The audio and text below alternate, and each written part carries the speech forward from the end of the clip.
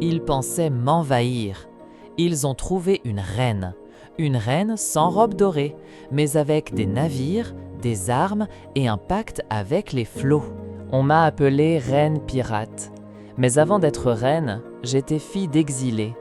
Grenade était tombée, et avec elle, des milliers d'âmes avachées à leur terre, jetées sur les côtes marocaines. J'étais encore enfant quand j'ai vu mon peuple fuir, ma culture s'effondrer, mes repères brûler. Mais là où d'autres se sont effondrés, j'ai planté mes racines.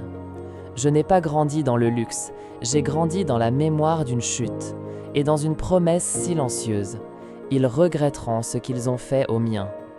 Je me suis mariée au roi de Tétouan, pas pour l'amour, mais pour bâtir.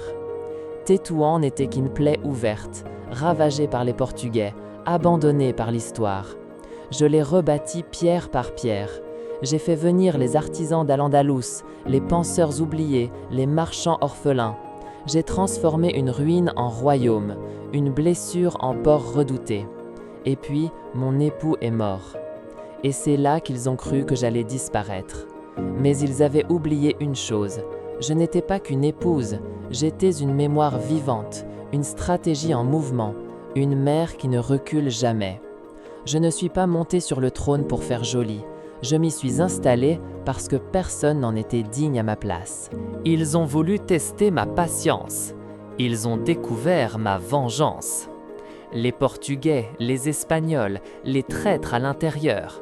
Tous pensaient qu'une femme seule, sans roi ni protecteur, finirait par plier. Mais je ne plie pas, je contourne, je frappe, et je disparais avant qu'ils n'aient compris d'où venait le coup. J'ai levé des flottes, j'ai pactisé avec Barberousse, seigneur de la Méditerranée. Tanger, Ceuta, Gibraltar, chaque mer, chaque vent connaissait mon nom. Pas parce que je criais, mais parce que je prenais, et je rendais parfois en cendres. Je n'étais pas une pirate, j'étais une souveraine sans pitié, car l'histoire n'écoute pas les femmes qui supplient, elle s'incline devant celles qui osent mordre. J'ai gouverné avec lucidité, sans complaisance et sans jouer à être un homme. Je ne portais pas d'armure, mais mes décisions tranchantes ont coulé plus de navires que bien des canons. On m'a accusé de cruauté, mais ce que je faisais, c'était répondre. Répondre à l'exil, répondre aux humiliations, répondre à la peur qu'ils voulaient faire entrer dans nos ports. Et pour une fois, la peur avait changé de camp. Les puissances chrétiennes craignaient une femme, une seule, assise à Tétouan, les yeux rivés vers la mer et les navires déjà prêts à partir. Je n'avais pas besoin de couronne. Mon autorité, je la portais dans les yeux. Et ceux qui les croisaient comprenaient que discuter n'était pas une option. Je ne promettais rien, je ne séduisais pas, je signais des alliances, des représailles, des pactes aussi silencieux que les flots la nuit. Quand j'ai décidé de me remarier, j'ai choisi le sultan du Maroc. Mais je n'ai pas quitté mon trône pour le rejoindre, c'est lui qui est venu jusqu'à moi. Le seul mariage de l'histoire où un roi se déplace pour épouser une femme, parce qu'elle ne se déplace pour personne. Mais les hommes n'aiment pas les femmes qui n'ont besoin de rien. Ils supportent mal celles qui ne demandent pas. Alors ils ont comploté, ils ont semé le doute, ils ont envoyé des proches, des alliés pour miner mes fondations. Et un jour, la vague a changé. Je n'ai pas été tué, mais on m'a retiré le pouvoir, lentement, froidement, sans bruit. Ce n'était pas une chute, c'était une dissimulation. On ne voulait plus d'une femme qui commandait les mers. Alors je me suis retiré. Pas parce que j'avais perdu, mais parce que eux avaient peur que je revienne. Et avec moi, le feu.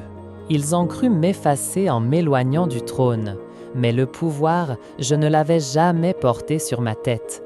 Il était dans mes gestes, dans ma façon de ne jamais supplier, dans mes silences plus tranchants qu'un décret. Je me suis retiré à Chefchaouen, pas pour fuir, mais pour veiller. Une reine qui ne parle plus n'est pas une reine morte, c'est une reine qui observe. Et je les ai vus, tous, ceux qui ont repris mes ports, mes traités, mes routes maritimes, mais sans mon nom, sans mon poids, sans ma légitimité. Ce qu'ils avaient volé, ils ne savaient pas le faire durer. Parce que ce que j'avais bâti n'était pas fait d'or, mais de loyauté tissée, d'équilibre maîtrisé, de respect gagné au fil des tempêtes. Une femme comme moi, on ne la remplace pas, on l'efface, mais en secret. On regarde derrière soi, on attend le retour. Je n'ai pas laissé de tombe célèbre, pas d'épopée chantée dans les palais, pas de tableau dans les musées d'Europe. Mais j'ai laissé quelque chose de plus dangereux, un souvenir, le souvenir d'une femme qui, pendant un instant, avait fait taire les canons. Et ça, aucune archive ne peut l'étendre. On m'a renseigné, très tôt, que les femmes doivent attendre qu'on les choisisse, qu'on les épouse, qu'on les autorise. J'ai décidé de ne plus attendre. Je n'ai pas conquis seul, mais j'ai commandé seul. Et c'est là que réside la vraie subversion. Je n'ai pas levé l'épée contre mon mari, mais je n'ai jamais accepté de régner sous son nom. Le mien suffisait. Je n'ai pas crié, mais j'ai parlé, et quand je parlais, on m'écoutait. Ma force ne venait pas de mon genre, mais de ma lucidité. Je ne cherchais ni à plaire, ni à dominer. Je cherchais à faire respecter l'équilibre. Et s'il fallait faire couler un navire pour rappeler que j'étais là, alors qu'il coule. Je n'ai pas été éduqué pour le pouvoir, mais j'ai compris très vite que ceux qui le détiennent ne le méritent pas toujours. Alors je l'ai pris et je l'ai utilisé. Pas pour me venger, mais pour que plus jamais on ne traite ma terre comme un butin. J'étais une femme dans un monde d'hommes, et je ne demandais pas à ce monde de changer. Je lui ai montré qu'il pouvait être gouverné autrement. Je n'ai pas eu besoin qu'on m'écrive une légende. J'en ai vécu une.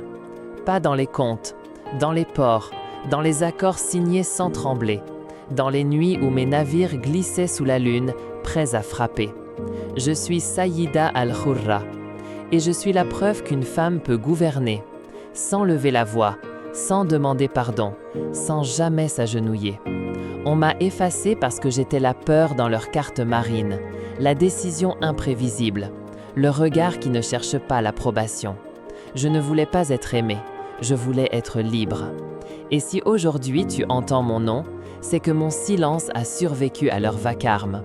Je suis la souveraine qu'ils n'ont pas su dompter, la mémoire qu'ils n'ont pas pu noyer, la femme que même la mer n'a jamais trahie.